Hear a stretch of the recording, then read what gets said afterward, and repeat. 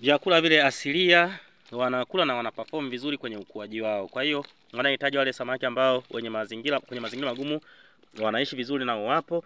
Size ya vifaranga pia tuzingatie ni kubwa kubwa kabisa, lakini wakubwa kubwa hawa tofauti na wale naoonyesha wadogo wadogo, wale bei zake zinakuwa shilingi 200 mpaka 150, lakini wakubwa kubwa hawa ni shilingi 300 kwa 400.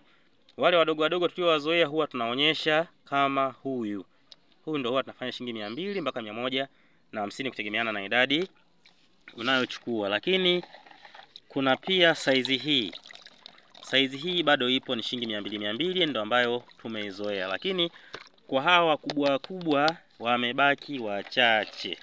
Size hii wamebaki wachache kama 1500 tu, wamebaki kama 1500 kwa kila kifaranga shilingi 300. Wale wanaohitaji tuwasiliane mapema ili uweze kupata vifaranga hawa. Karibuni sana. Kwa majina naitwa Maneno D Komba, napatikana Njombe, mkoa wa Njombe, iliyokuwa zamani ilikuwa ni mkoa wa Iringa, sasa hivi tayari ni mkoa wa Njombe. Karibuni sana.